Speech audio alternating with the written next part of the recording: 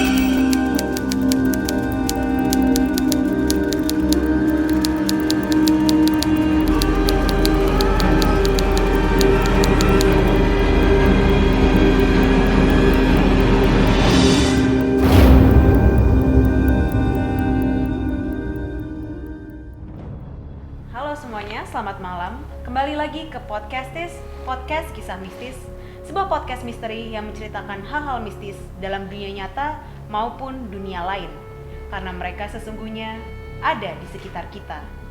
Balik lagi sama gue Monica Rachel dan juga partner gue di sini yaitu Mars Dwiri. Hai. Hai Kak Mars, apa kabar? Hai. Kabar baik. Gimana? Masih dengan kesibukannya? Masih selalu mencoba untuk produktif. Itu kayaknya permasalahan kita semua ya, harus mencoba produktif ya.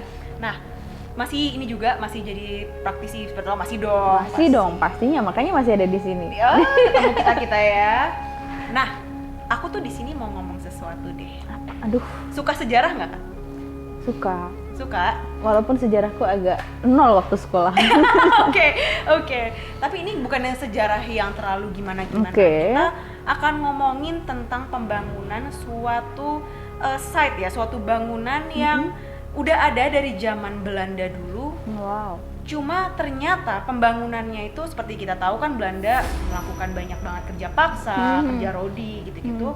Dan orang-orang yang mereka pelonco, orang-orang yang mereka jadikan korban itu akhirnya tewas. Nah, sekarang ini kita mau ngomongin suatu terowongan yang cukup terkenal di daerah Bogor, yaitu terowongan Paledang. Nah, jadi terowongan Paledang ini dibangun waktu zaman kolonial Belanda nih. Banyak banget warga-warga pribumi yang dipaksa untuk membangun terowongan tersebut. Dengar-dengar mereka sering gak dikasih makan, mereka sakit masih disuruh paksa kerja. Bahkan gak jarang dari mereka yang sakit bahkan tewas.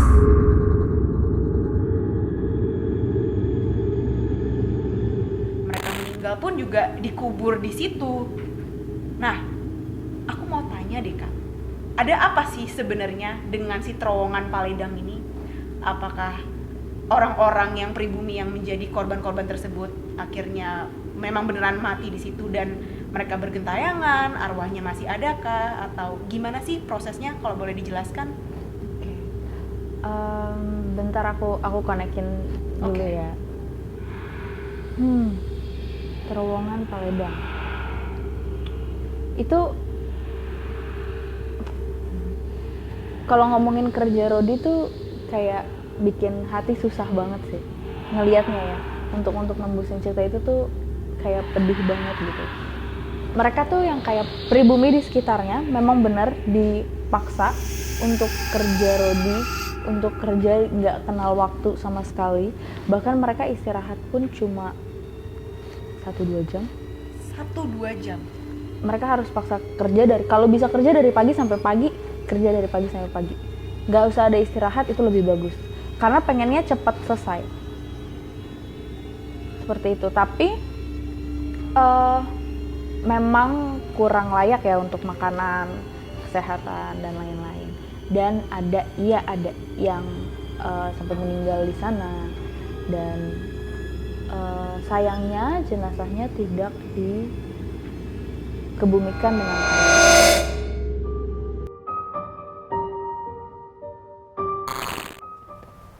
Banyakkah? Cukup banyak.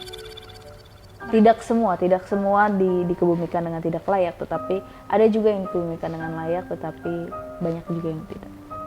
Mereka masih di situ, masih ada di dalam terowongan itu.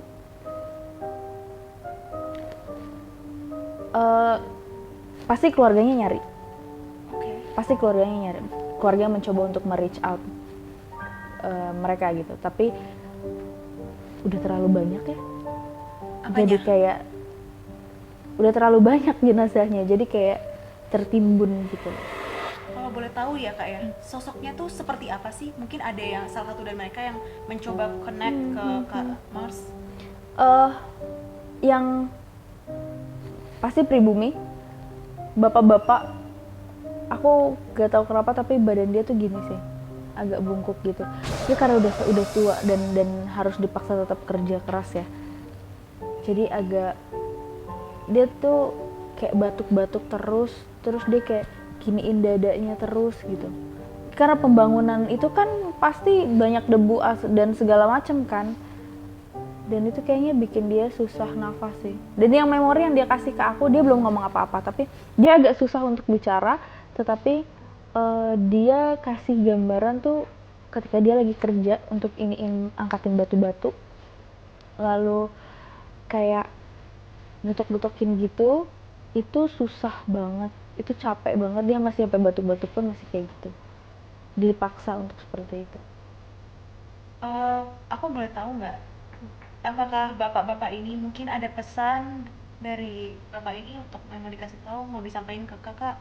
Dia susah sih, dia susah untuk ngomong, dia masih kayak tapi tetap masih ambil ngangkat batu gitu. Itu salah satu korbannya. Dia lagi reach salah out. satu yang menjadi pekerja paksa di situ. Aku boleh tahu nggak, ada juga nggak yang kisahnya pilu mungkin dari salah satu korban dari kerja rodi? Yang lain sih gambaran yang dikasih ya, mereka tuh kayak udah pasrah gitu loh. Perasaan mereka tuh udah kayak pasrah banget. Mereka udah nggak tahu lagi bisa apa, mereka udah nggak tahu lagi harus ngapain. Terima nasib.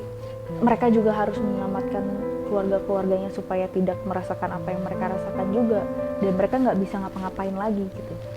Mereka udah nggak tahu lagi harus berbuat apa, memberontak juga. Mereka tidak punya sumber daya untuk melawannya gitu. Oke, itu tadi dari korban-korban kerja paksa ya. Selain dari arwah-arwah korban kerja rodi, ada lagi nggak sih mungkin sosok lain yang bersemayam di tempat itu? Kalau di sekelilingnya pasti banyak ya, tetapi makhluk-makhluk yang kuntilanak dan semacamnya aja gitu, yang masih biasa aja gitu. Tapi kalau pada masa itu, masa pembangunan terowongan tersebut, yang paling memori yang paling bold, yang paling terang itu ya dari para pekerjanya. Seberapa menderitanya mereka, seberapa capeknya, mau sakit sekalipun tetap, karena kalau enggak pasti dimarahin gitu. Dipaksa, ditarik, harus kerja, harus angkat batu lagi. Oke, itu tadi yang terjadi sama korban-korban kerja rodi ya. Nah, masalahnya yang terjadi itu bukan itu aja kak, bukan di masalah sejarah itu aja. Tapi ternyata terowongan ini tuh memakan korban. Jadi pernah ada satu kejadian tragis dan memilukan di mana ada beberapa pelajar. Jadi tahu kan zaman dulu aturan belum seketat sekarang, orang belum terorganisir. Banyak orang yang suka, tau nggak sih, naik kereta ke atapnya gandul gitu kan. Nah, duduk di atas atap. iya bener banget, banyak banget yang kayak gitu. Ada kejadian di mana beberapa pelajar mereka pulang sekolah, mereka gandul lah naik ke atas atap dari kereta tersebut. Keretanya lagi jalan, lagi naik, tapi itu keretanya jalan kan. Mereka jalan terus, mereka lihat di ujung sana ada jembatan. Nah, di jembatan ini mereka kayak perkirakan, oke, kita kalau misalnya merunduk, masuklah kita ke dalam tunnel ini, si terowongan ini. Tapi ternyata mereka salah perhitungan. Mereka akhirnya pas sudah deket tahu kalau misalnya terowongan ini tuh sangat sempit ya, gap antara si terowongan dengan keretanya. Mereka nggak tahu harus gimana lagi, akhirnya mereka ketabraklah sama terowongan itu.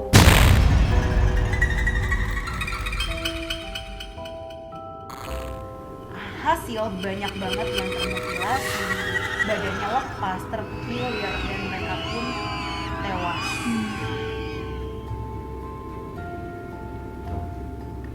Mungkin kakak bisa ini tahu? Kejadian itu dapet, tapi kayak di kepalaku tuh banyak banget suara teriakan gitu loh. Oke, gimana kalau ini lihat dari kakak, mungkin terawang dulu ya. Mungkin buat kalian yang penasaran sama terawangannya Kak Mars nih tentang pelajar-pelajar yang terlibat dengan kecelakaan di terowongan Paledang, kalian jangan kemana-mana, tetap di Podcastis. Ketika itu dia udah pasang tiduran, itu bagian paling depan. Ketika dia pasang tiduran, ternyata badannya tuh abis setengah gitu. Semuanya ke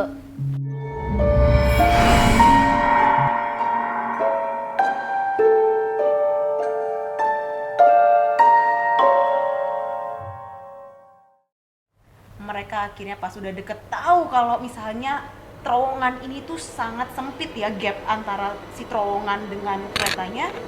Mereka nggak tahu harus gimana lagi, akhirnya mereka ketabraklah sama terowongan itu.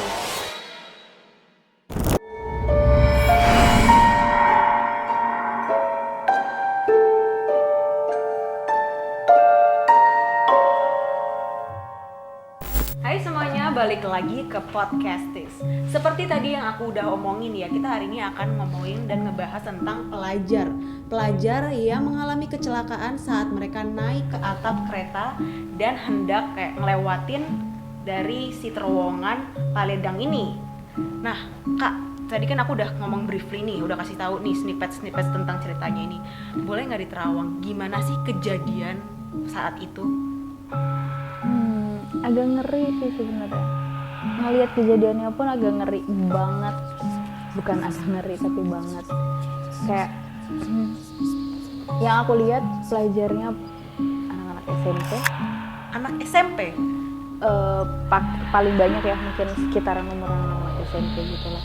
Tapi ada juga yang lainnya. Itu banyak. Itu banyak. Kayak kalian pernah tahu nggak sih kalau anak-anak yang pada tawuran pada masanya gitu kan, naik ke kereta lari-lari barengan gitu, rame banget gerombolan. Nah itu mereka naik semua ke atas kereta, jadi banyak. Lalu mereka ngerasain kayak masih ketawa-ketawa, masih duduk santai-santai, masih bisa ngobrol apa bicara sama teman-temannya gitu. Tapi memang tadi yang kayak kamu mention di awal, salah perkiraan. Mereka kira itu bisa masuk gitu, itu bisa lolos. Dengan ada yang mikir yang mereka dengan tiduran, posisi tiduran itu badannya mereka bisa lolos. Dan ternyata ketika itu dia udah pasang tiduran, itu bagian paling depan. Ketika dia pasang tiduran, ternyata badannya tuh abis setengah gitu. Semuanya kegerus. Karena itu enggak, dan dia udah nggak tahu lagi, dia nggak sempat buat apa-apa. Karena pandangan dia ke atas kan, dia cuma berharap ini bisa lewat gitu. Ternyata nggak sebadan-badan. Kegerus. Itu yang sampai badannya nggak tahu itu siapa. Bisa dikenali itu siapa? Salah satunya yang nggak bisa dikenali itu siapa. Ada berapa anak sih? Ada berapa pelajar sih yang naik ke atas itu?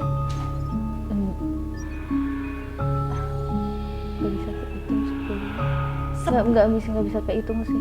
Soalnya itu rame. Posisinya itu rame dan orang-orang di samping yang tahu juga di dalam keretanya itu ngeh juga gitu. Oh, ini ada orang di atas gitu. Seribut itu juga jadinya, itu gaduh banget.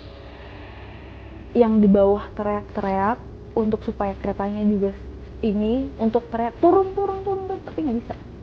Mau gimana, keretanya udah cepet banget. Itu mereka semua kena.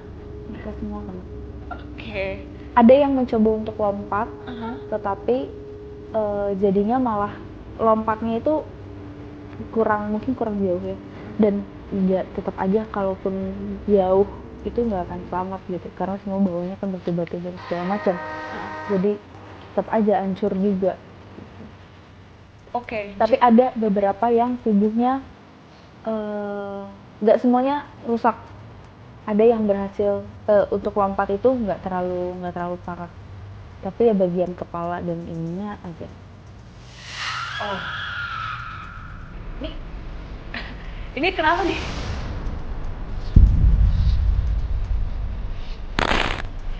Adik, maaf banget, tapi karena mereka mau cerita, jadi aku manggil mereka juga untuk datang aja gitu. oh jadi mereka ada di sini? Ada dua di sini. Mereka trying to reach out. Mau ngomong. Mereka tuh cuma dari tadi tuh kayak ada satu yang dia duduk agak ke tengah gitu, dia cuma bilang minta maaf. Dari tadi minta maaf. Minta maaf karena apa nih? Minta maaf sama dia, ngerasa bersalah banget sama keluarganya. Dia yang gambaran yang dikasih sama dia itu, dia cuma berdua. Dia cuma punya mamanya, tapi dia masih punya adik satu. Adiknya masih kecil, dia laki-laki, dan harusnya dia yang ngejagain mama dan adiknya. Jadi dia kayak minta maaf, ngerasa bersalah banget karena setelah itu dia ngelihat mamanya semenderita apa gitu, sesedih apa kehilangan anak.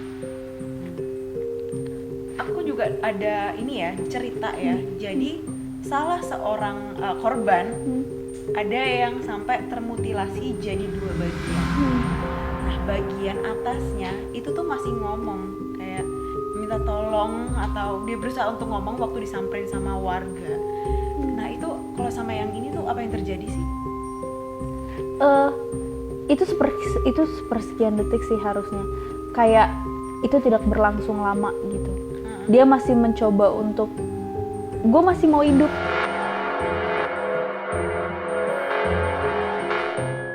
Gitu loh. Di perasaannya.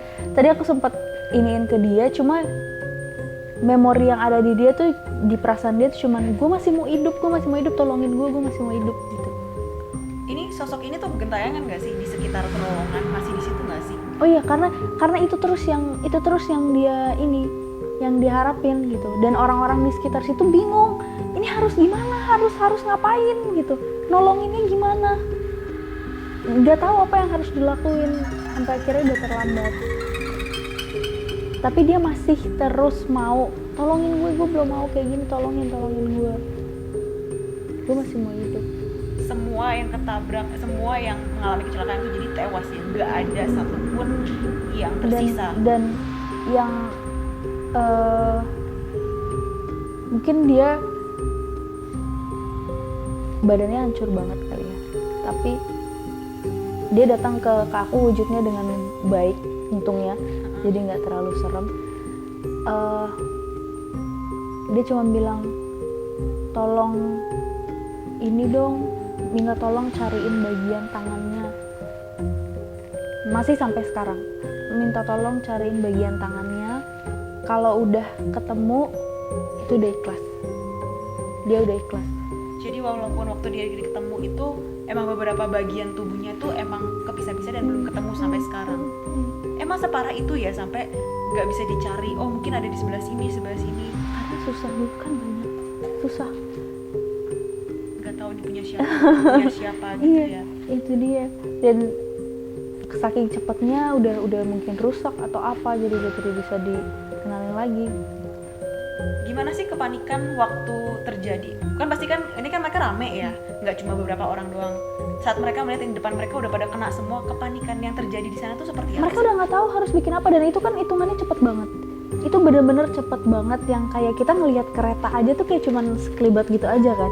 Bayangkan kalau kita ada dalam situ juga kayak cuman begini, udah nggak bisa mikir apa-apa, mereka udah nggak tahu harus bikin apa gitu.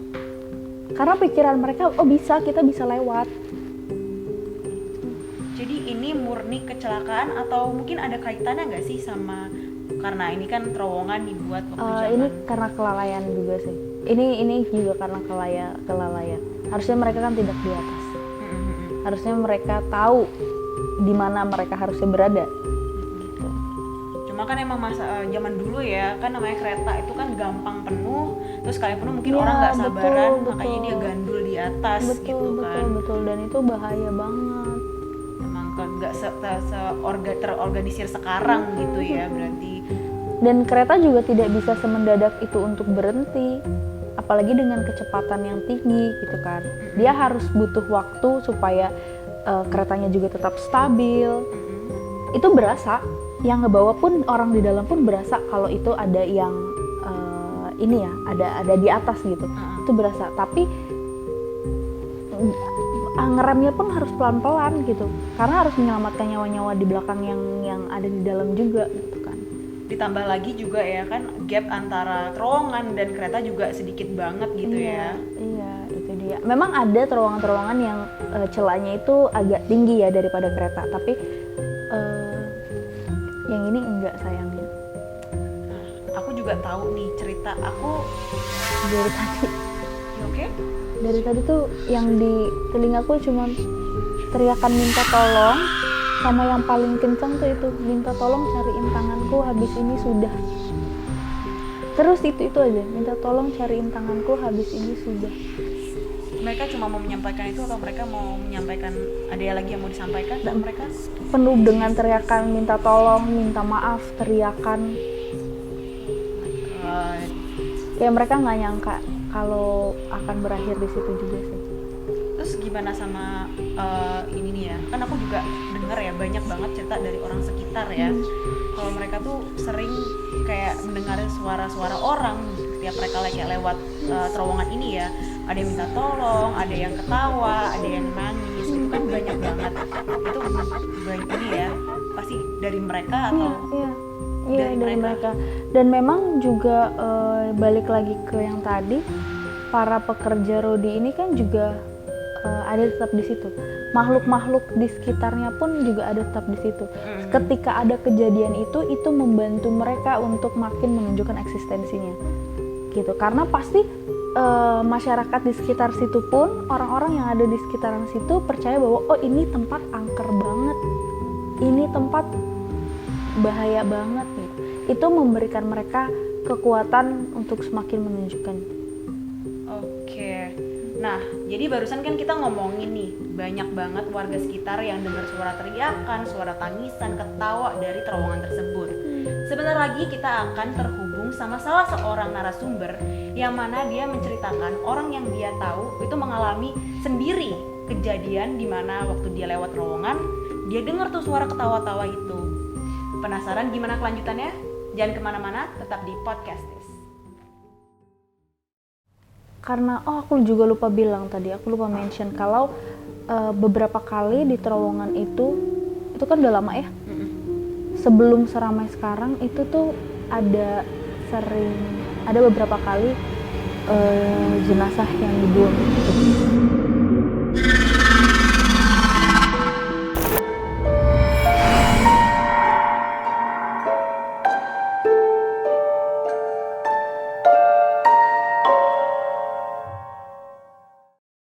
Karena mereka mau cerita, jadi aku manggil mereka juga untuk datang aja gitu. Oh, jadi mereka ada di sini? Ada 2. Ada 2 di sini. Mereka trying to reach out. Mau ngomong. Mereka tuh cuma dari tadi tuh kayak ada satu yang dia duduk agak ke tengah gitu, dia cuma bilang minta maaf, minta maaf, minta maaf.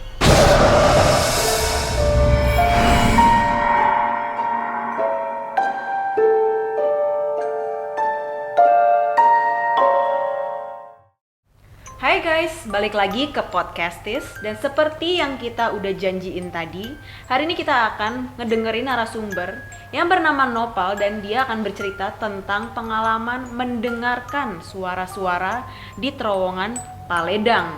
Nah, sekarang kita udah terhubung nih sama Nopal. Halo Nopal. Halo Kak. Oke, aku kan tahu nih ceritanya kalau kamu tahu tentang yang orang yang mendengarkan suara-suara ya yang ada di terowongan Paledang nih. Boleh diceritain sedikit nggak sih? Ini gimana kisahnya? Boleh Kak, boleh. Kebetulan kan rumah aku emang ada di kayak samping rel gitu kan. Jadi dari terowongan itu tuh emang nggak terlalu jauh gitu. Selama aku tinggal di sana, ada beberapa kejadian aku alami sih. Oh, ini kamu sendiri yang ngalamin ya? Sorry. Iya. Oh, oke. Makanya kayak lumayan serem sih, kayak nggak sering banget tapi udah kayak beberapa kali aku ngalamin kejadian ini.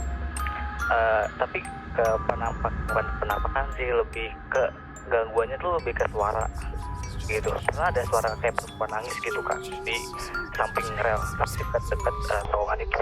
Dan kadang juga ada bayangan kayak kesahabat lewat kalau misalnya aku masih duduk di depan rumah ya. Kebetulan kan rumahku ngadepnya tuh depan rel ya. Pernah juga ada suara ribut berisik gitu, kayak gaduh di sekitar bawah rel keretanya. Pas aku samperin, ternyata emang gak ada apa-apa gitu kan. Itu aja sih Kak paling. Jadi kamu dengar sendiri ya? Boleh diterawang nggak nih Kak Mars? Apa yang terjadi dan dari ceritanya Nopal ini? Aku minta Kak Mars untuk terawang cerita kamu ya. Suara apa yang kamu dengar gitu-gitu? Kalau suara perempuan yang paling cepat ditemuin tuh yang aku dapat suara perempuan tuh dari sekitaran situ. Ya memang ada di sekitaran situ gitu, tapi tidak ini ada sangkut paut dengan cerita tragedi itu atau apa. Tapi memang dia ada di situ. Memang lokasinya banyak, makhluk-makhluk yang lain tuh banyak, dan itu yang tadi aku bilang karena agresif jadi gampang sekali. Tapi untungnya dia ini tidak terlalu sensitif gitu. Orang yang tidak terlalu sensitif. Jadi yang dia dapatkan itu ya suara-suara. Karena kalau banyak juga di situ yang sering digangguin tuh sama setannya. Entah tiba-tiba apa jalan mata orang kayak gitu-gitu. Sering menemukan yang kayak gitu-gitu. Oke. Tapi untungnya, makanya aku sih bilangnya untungnya masih dengar suara aja gitu. Oke, untuk suara perempuannya itu mungkin ada urusannya sama terowongannya kah atau gimana? So far sih enggak. Mungkin karena aku juga lupa bilang tadi, aku lupa mention kalau beberapa kali di terowongan itu kan udah lama ya. Sebelum seramai sekarang itu tuh ada beberapa kali jenazah yang dibuang gitu.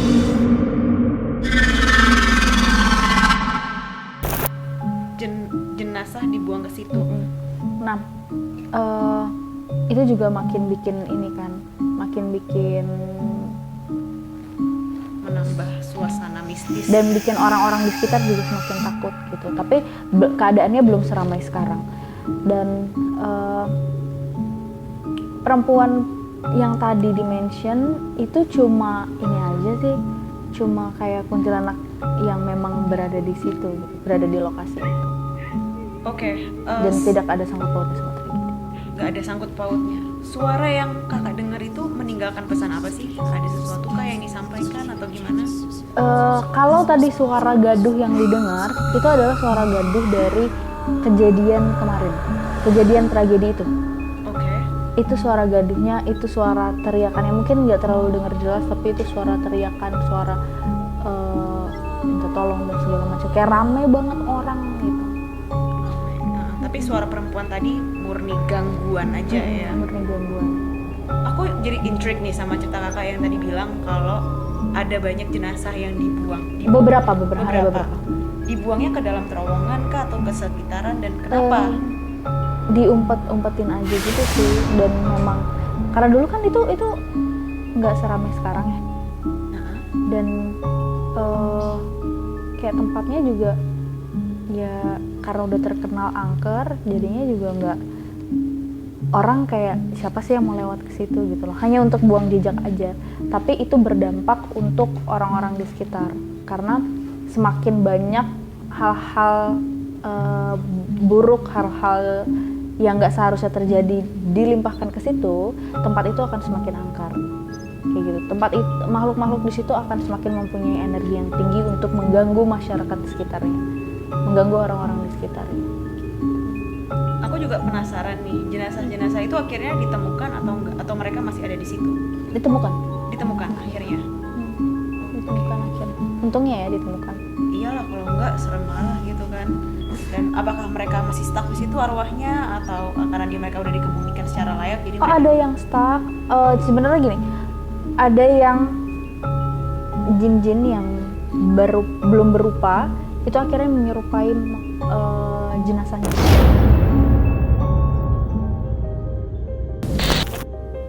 Gitu. Itu mereka akan copy memorinya, semua tragedinya seperti itu. Oke. Duh, kok jadi ini ya, merinding sendiri ya. Aku nggak bayangin loh, itu terowongan depan rumah, orang bisa dengar. Jadi aku mau nanya nih Kak, pesan moral apa yang bisa Kakak kasih dari cerita tentang terowongan Paledang ini ya, untuk mungkin penonton-penonton? Ikuti peraturan sih. Yang pertama yang bisa kita ambil pelajarannya dari si anak-anak pelajar yang menjadi korban ini, harus tahu, at least taati peraturan ketika memang itu baik untuk dirimu sendiri gitu. Jangan mau ambil cepetnya aja, ambil gampangnya aja, tapi bisa mengakibatkan hal yang lebih buruk untuk diri sendiri gitu kan. Dan kalau di terowongan itu mungkin sekarang udah nggak terlalu banyak ya, tapi dulu tuh banyak yang suka aneh-aneh gitu. Aneh-aneh. Suka yang kayak nongkrong tapi memakai narkoba, memakai berhubungan yang tidak layak, melakukan hal yang tidak layak di situ gitu. At least jangan bikin seperti itu kalau kalian nggak mau terima akibatnya diganggu sama mereka. Gitu ya pesannya ya untuk cerita hari ini. Oke Mas Noval, makasih ya untuk ceritanya hari ini. Nah, buat kalian yang punya cerita horor dan menyeramkan juga dan pengen dibacain di Podcastis, kalian bisa banget kirim cerita kalian ke Instagramnya Dance TV di @dance.tv. Cerita yang paling mencekam akan kita pilih ya, kita akan bacain di episode selanjutnya. Dan buat kalian yang pengen nonton dan lihat muka gue lagi dan terawangan-terawangannya Kak Mars nih ya, kalian jangan kemana-mana, tetap tonton Podcastis, podcast kisah mistis hanya di Dance TV. Bye!